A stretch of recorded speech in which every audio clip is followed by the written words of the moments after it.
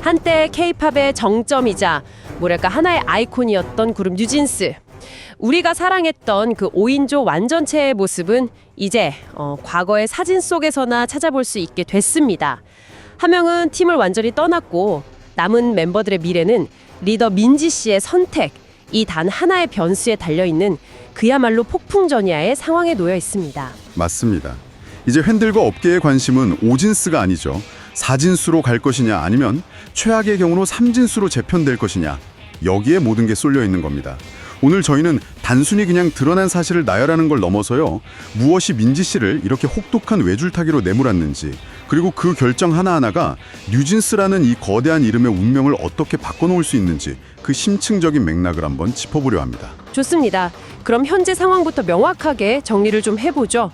누가 남고 누가 떠났고 또 누가 그 경계선에 위태롭게 서 있는 건지 그 판을 먼저 그려봐야 할 것 같아요. 일단 가장 먼저 거취를 결정한 건 혜린 씨랑 혜인 씨입니다. 비교적 이른 시점에 소속사 어두어랑 논의를 마치고 복귀를 공식화했고요. 네. 가장 많은 주목을 받았던 멤버 중 한 명인 한희 씨의 경우는 고심이 좀 깊었던 것 같아요. 베트남에 있는 가족들이랑 아주 오랜 시간 대화를 나눈 끝에 결국 법원의 판결을 존중하고 소속사로 돌아오는 쪽으로 마음을 굳혔습니다. 한희 씨의 결정은 가족의 개입이 좀 결정적이었던 것 같군요. 혼자서는 판단하기 정말 어려운 문제였을 테니까요. 하지만 가장 충격적이고 또 상징적인 사건은 역시 다니엘 씨의 경우였습니다. 계약 해지 통보라니? 이건 정말 이례적인 초강수잖아요. 초강수를 넘어서 이건 사실상 업계에서 퇴출시키겠다는 의지의 표명으로 봐야 합니다. 그냥 전속계약 위반이다 하고 계약을 해지한 게 아니거든요. 네, 그게 아니죠. 거기에 더해서 위약벌하고 손해배상 소송까지 제기했는데, 법조계에서는 그 금액이 위약벌만 따져도 1,000억 원을 훌쩍 넘길 수 있다, 이런 분석을 내놓고 있습니다. 1,000억 원, 이건 뭐 개인이 감당할 수 있는 액수가 아니잖아요. 이건 사실상 다니엘 개인에게 보내는 메시지라기보다는 아직 결정을 내리지 못한 민지 씨를 향한 일종의 경고라고 봐야겠네요. 정확합니다. 이게 우리의 원칙이다, 예외는 없다, 이걸 보여주는 거죠. 그렇죠. 선을 넘으면 이렇게 된다는 걸 가장 극단적인 방식으로 보여준 거네요. 맞습니다. 그리고 이 모든 압박의 최종 목적지에 바로 민지 씨가 서 있는 겁니다. 법률 대리인을 통해서 복귀 의사가 있다는 원론적인 입장은 밝혔지만 소속사는 진위를 확인 중이다라는 애매한 답변만 내놓고 있잖아요. 네, 그 논의 중이라는 상태가 벌써 한 달이 넘었죠. 바로 그겁니다. 그게 물밑 협상이 얼마나 팽팽하고 정말 살얼음 판을 걷고 있는지 보여주는 방증인 거죠. 그러니까 돌아오고 싶다고 해서 그래 와 하고 끝날 문제가 전혀 아니라는 거군요. 그 복귀의 조건, 그 방식을 두고 양측의 입장에 완전히 평행선을 달리고 있다, 이렇게 들립니다. 맞습니다. 민지 씨의 복귀 여부는 이제 단순히 멤버 한 명의 거취 문제가 아니고요, 앞으로 탄생할 뉴진스 2.0의 정체성과 직결되는 문제이기 때문에 양측 모두 단 한 발짝도 물러설 수가 없는 겁니다. 바로 그 지점이 궁금합니다. 지금 민지 씨가 겪고 있는 그 딜레마의 실체 말이죠. 이건 단순한 비즈니스 협상이 아니라 양쪽에서 아주 날카로운 칼날이 목을 겨누고 있는 그런 심리전 같아요. 한쪽 칼날은 당연히 소속사인 어두어일 테고요. 그들이 내미는 복귀의 조건, 구체적으로 어떤 것들일까요? 어두어의 요구 조건은 아주 명확하고 단호할 겁니다. 아마 크게 세 가지를 거의 패키지로 요구하고 있을 가능성이 높아요. 세 가지요? 네. 첫째, 이번 사태의 배우로 지목된 민희진 전 대표와 모든 관계를 끊고 공개적으로 선을 그을 것. 둘째, 팬들과 대중에게 이번 사태를 일으킨 것에 대해 진심으로 사과하는 모습을 보일 것. 그리고 마지막 셋째, 앞으로는 회사의 방침과 결정을 전적으로 신뢰하고 따르겠다는 일종의 충성서약에 가까운 약속을 할 것. 이 세 가지입니다. 이건 그냥 돌아오는 게 아니라 사실상 백기투항을 하라는 요구네요. 특히 공개적인 사과나 민희진 전 대표와의 절연선언 같은 건 민지 씨 입장에선 엄청난 굴욕감과 배신감을 감수해야 하는 일이고요. 바로 그겁니다. 어도어는 단순한 합의가 아니라 확실한 항복의 증표를 원하는 거예요. 그래야만 팀의 리더십을 다시 회사로 가져올 수 있고 다른 멤버들에게도 확실한 메시지를 줄 수 있으니까요. 문서화된 합의는 물론이고 대중이 모두 지켜보는 앞에서 고개를 숙이는 그림을 원하고 있을 겁니다. 하지만 그 반대편 칼날, 즉 민희진 전 대표 쪽의 압박은 훨씬 더 복잡하고 내밀을 것 같습니다. 민지 씨에게 민희진은 단순한 제작제가 아니었잖아요. 연습생 시절부터 자신을 발굴하고 뉴진스의 중심으로 키워낸 말 그대로 심리적 창조주 같은 존재였을 텐데요. 그 부분이 이 문제를 단순한 분쟁이 아닌 거의 한 편의 심리 스릴러로 만드는 핵심입니다. 다른 멤버들보다 훨씬 오랜 시간, 훨씬 깊은 감정적 유대를 쌓아온 사람이 바로 민지 씨거든요. 이건 비즈니스 파트너십을 넘어서는 거의 유사가족이나 멘토-멘티 관계에 가까웠을 거예요. 그렇다면 만약 민지 씨가 어도어의 요구대로 민희진 대표에게 등을 돌린다면 그건 단순한 관계의 단절을 의미하는 게 아니겠군요. 훨씬 위험한 상황이 펼쳐질 수 있죠. 그동안 쌓아온 그 깊은 신뢰가 순식간에 가장 날카로운 폭로의 무기로 변할 수 있다는 공포. 그게 지금 민지 씨를 짓누르고 있을 겁니다. 함께 나누었던 사적인 대화, 외부에 알려져서는 안 될 팀의 내부 사정, 혹은 그 이상의 민감한 비밀이나 약점이 존재한다면 어떻게 될까요? 민희진 전 대표가 너만 알고 있어 라고 말했던 이야기들이 세상에 공개되는 순간 민지 씨는 K-팝 스타로서의 생명이 끝날 수도 있다는 극심한 두려움을 느끼고 있을 겁니다. 하이브라는 거대 자본의 법적인 칼날, 그리고 모든 것을 알고 있는 심리적 창조주의 폭로라는 칼날 사이에서 그야말로 옴짝달싹 못하는 상황이네요. 그래서 지금 민지 씨가 아무 말도 못하고 있는 거군요. 맞습니다. 그래서 전문가들이 민지 씨의 현재 상태를 영리한 계산이나 기회주의적인 침묵이 아니라 심리적 동결 상태, psychological freeze라고 분석하는 겁니다. 이쪽으로 가도 벼랑이고 저쪽으로 가도 벼랑인 상황에서 공포에 질려서 아예 움직임을 멈춰버린 상태라는 거죠. 그야말로 아슬아슬한 웻줄 위에서 숨조차 제대로 쉬지 못하고 있는 겁니다. 정말 끔찍한 딜레마네요. 그런데 설령 민지 씨가 이 모든 압박을 이겨내고 어두어의 조건을 모두 수용해서 복귀한다고 가정해보죠. 그걸로 모든 문제가 해결되는 건 아니잖아요.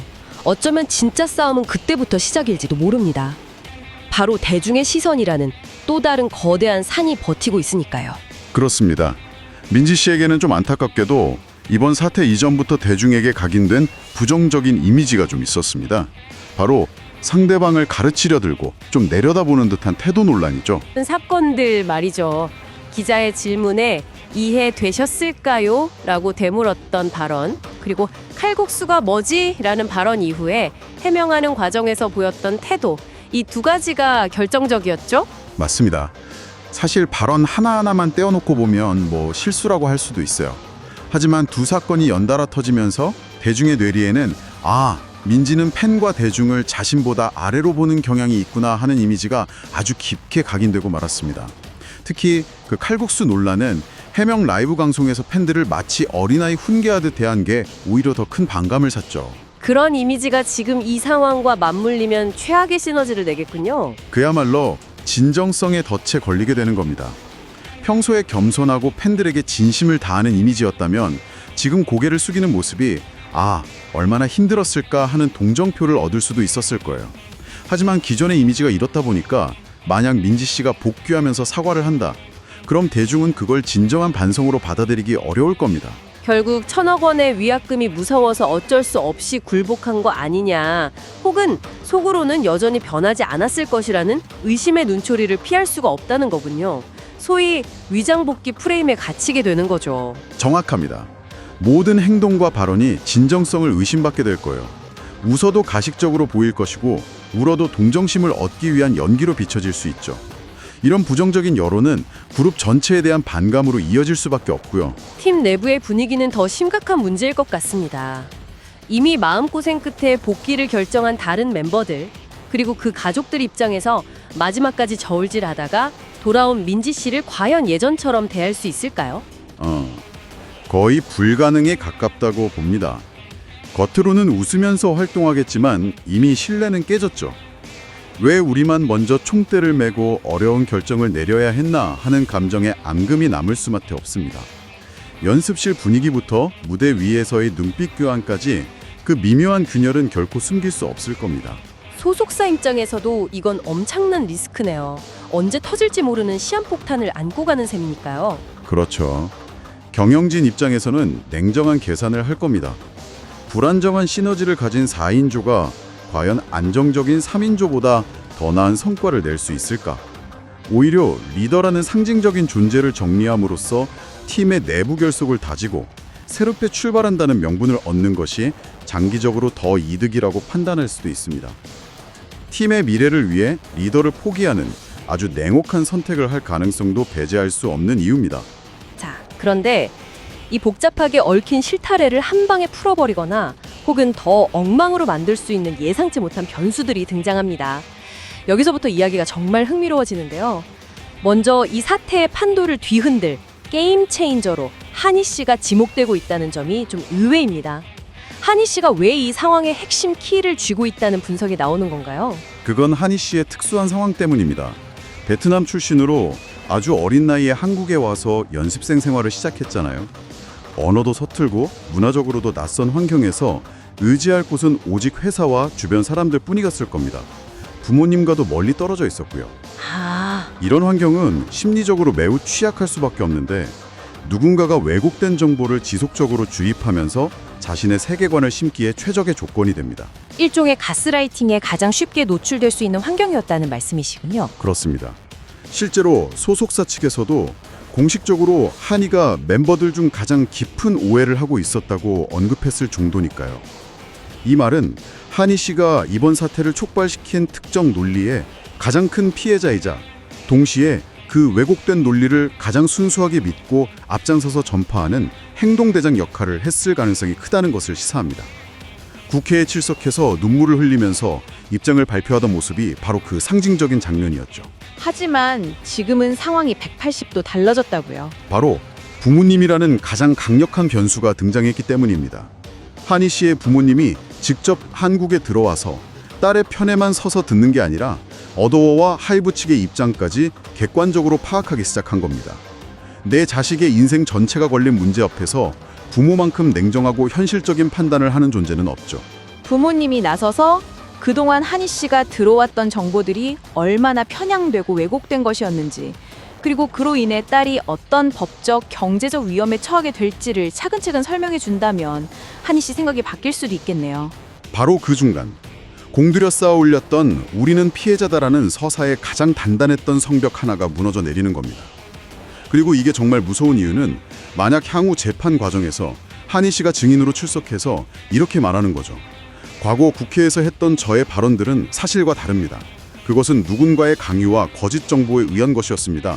라고 증언하는 순간 이 모든 사태의 판이 뒤집히기 때문입니다. 와, 이건 단순한 입장 번복이 아니에요.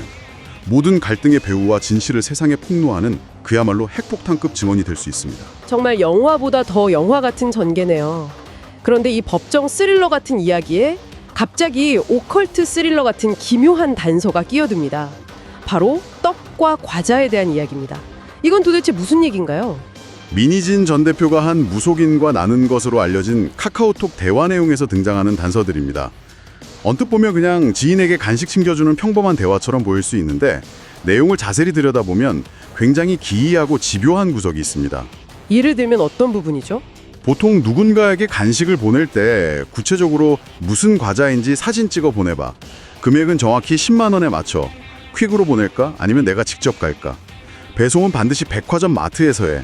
이런 식으로까지 지시하지는 않잖아요. 내용보도 형식이 비정상적으로 중요해 보이는 마치 어떤 의식을 치르는 듯한 인상을 줍니다. 확실히 이상하네요. 배고픈 사람 챙겨주는 것 치고는 너무 절차가 복잡하고 까다롭군요.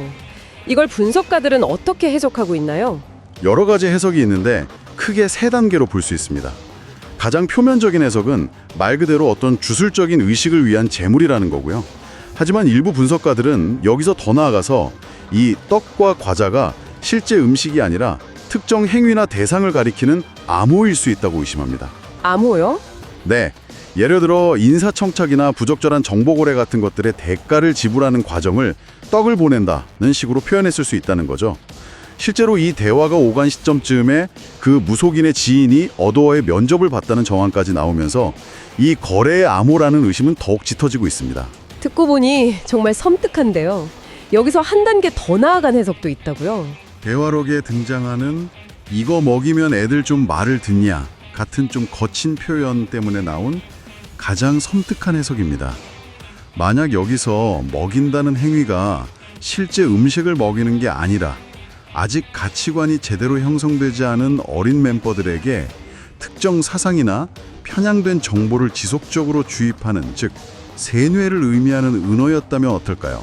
이 기묘한 대화록은 어쩌면 수면 아래 우리가 상상하는 것보다 훨씬 더 거대하고 조직적인 무언가가 있었음을 암시하는 스모킹건, 즉 결정적 증거가 될 수도 있다는 분석까지 나오고 있습니다. 자, 그럼 이 모든 조각들을 한번 맞춰보죠. 법적 공방과 심리적 압박, 대중의 불신과 팀의 균열, 그리고 예상치 못한 변수들까지. 뉴진스의 미래는 그야말로 한치 앞을 내다볼 수 없는 안개 속에 있는 것 같습니다. 분명한 것은 앞으로 우리가 보게 될 뉴진스는 3인조이든 4인조이든 우리가 알던 과거의 뉴진스와는 완전히 다른 팀일 거라는 점입니다. 이번 사태를 겪으면서 멤버와 회사 그리고 팬과 대중 사이에 쌓아 올렸던 신뢰라는 가장 핵심적인 자산이 완전히 무너져 내렸기 때문입니다. 설령 민지 씨가 복귀하더라도 그 깨진 신뢰의 조각들을 다시 붙여서 예전과 같은 단단함을 회복하는 것은 거의 불가능에 가까운 과제라 될 겁니다. 결국 어떤 선택을 하더라도 깊은 상처는 남게 되겠네요.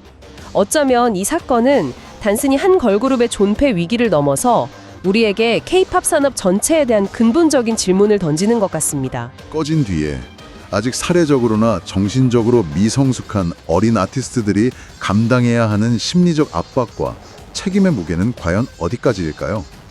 그리고 그들을 외부의 공격뿐만 아니라 때로는 그들을 가장 가까이서 이끌고 보호해야 할 내부의 위험으로부터 지켜내야 할 궁극적인 책임은 과연 누구에게 있는 걸까요? 이 질문에 대한 답을 우리 사회와 산업 전체가 함께 고민하지 않는다면 제2, 제3의 뉴진스 사태는 언제든 다시 반복될 수밖에 없을 겁니다.